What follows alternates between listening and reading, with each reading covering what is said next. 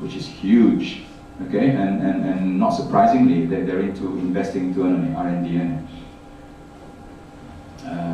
1981, 2002. This will excite you more. These are blue ones are publications. Red are citations. Nowadays we talk about citation index, no longer publication. How many times are your paper cited? That's far more important now.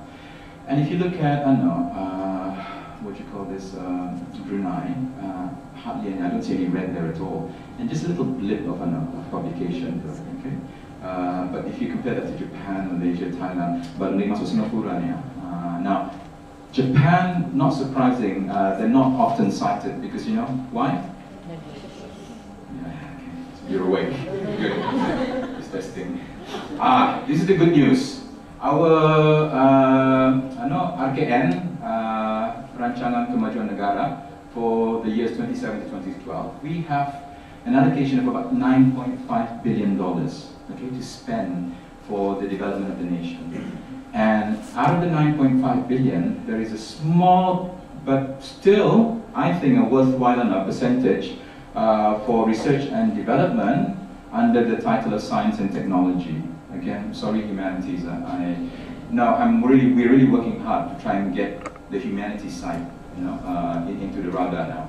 But that's 165 million. So we've got that amount to spend by 2012. Now, again, here, if you look at this is Brunei expenditure. The blue one represents gross expenditure on R&D, and the red one is actually higher education expenditure on R&D. And you see the discrepancy. There's so much money put in R&D, but not in the higher education level. So I don't know where the R&D is being done. Maybe it's done within ministries, because certain ministries, okay, they have their own R&D as well, like Ministry of Development, what else? Health, of course, education has it as well, and then there's computer people, PMO, they've got it as well. And then another sad story of underinvestment. I'm not telling you this to put you off from coming to Brunei.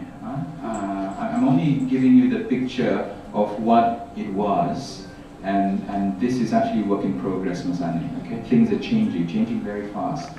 But if you look, when I first came across this figure, you look at Oxford, of course, that 1 billion, and then but look at Mahid Dolba, or UKM in Malaysia, 20 million, 19 million. UBD, I wish it was 250 million, but it's actually 250,000, And if you do again SNT research, that's probably not going to be enough. But you can get a lot out of some sort of research on sociology research, anthropology research, for example. So we hope that will be changing this year, inshallah. Now, the National Development Plan that I was mentioning about, basically what it states in that document is that between this 5-year period, we will be building capacity among Bruneians to be independently carrying out science and technology research.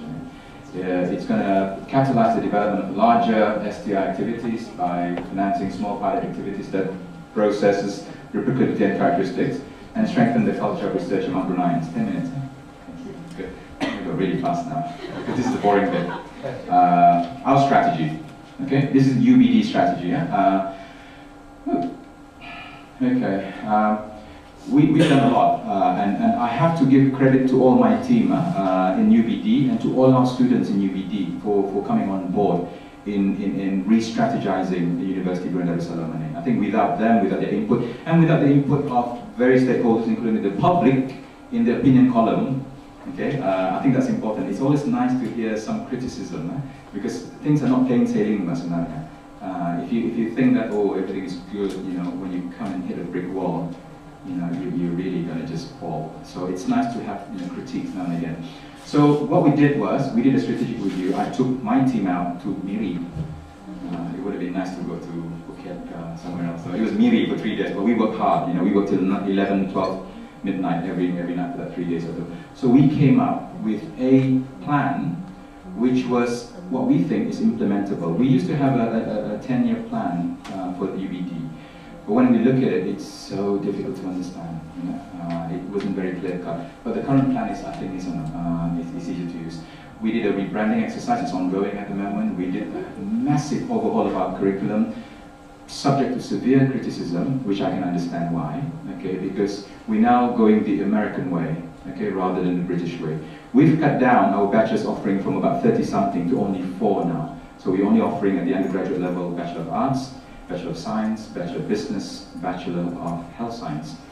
But within each of these bachelor's program, you can take so many options to major in. And the other unique thing about the bachelor's program is actually the 3rd year, which is the discovery year, where we'll actually encourage our students to get out of UBD, either to stay in Brunei ataupun keluar negeri. It's up to them where they want to go. But that's competitive. It's not automatic. Okay? And there's going to be a lot of trans or cross-disciplinary faculty work as well. We're developing an accountability framework and a business model. When we meet the UBD amongst faculty staff, it's like we're running a business. It's a business of education. It's a business of higher education.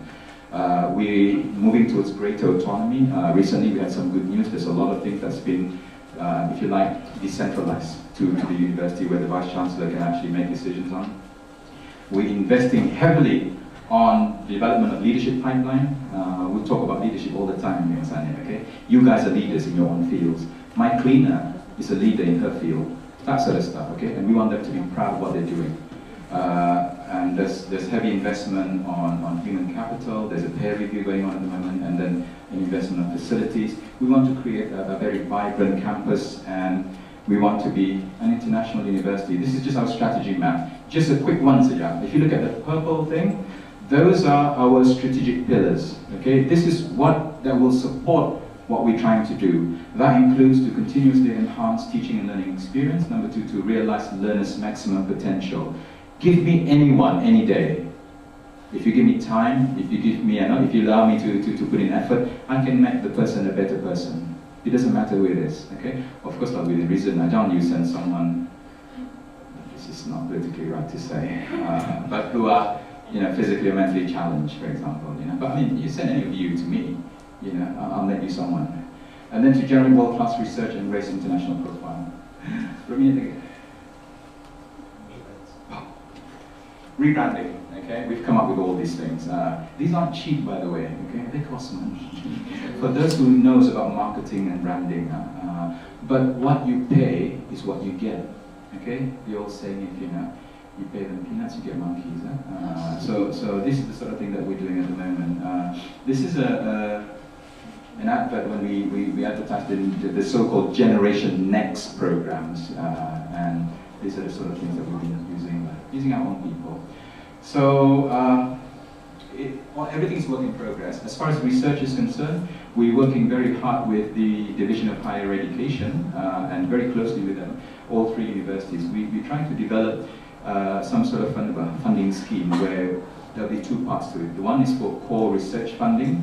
The other one is a research fund that we use for things that has a national a national agenda attached to it. The core research funding is research for researcher. Okay, you can do research in almost anything. Okay, it doesn't have to be a research that is only for the good of the country. You might find that you do something research out of the ordinary and discover something which could be commercialized and bring money to the country, for example. Very soon, we think it's about 40 million now. It used to be 50 and then went down to 30. Now the latest I heard is 40 million. The government's going to invest on 3 main areas: biodiversity, energy, and food security. We're all bidding for it. Okay? All 3 universities are bidding for it. When we talk about energy, it's everything about energy. It's cross-disciplinary. We're talking about the economics of energy, we're talking about alternative source of energy, energy conservation, so on and so forth. Food security, agrotechnology, okay? Rice, and whatever else. And then biodiversity, of course, then our temburong, and the other rainforest in Brunei, of course. So the research ground is highly competitive. Within our university, we encourage people to do joint research. It has to be multi or transdisciplinary. There must be international, kalau boleh. We encourage them to have international partnerships. So let me make a plea to you guys. When you do come back,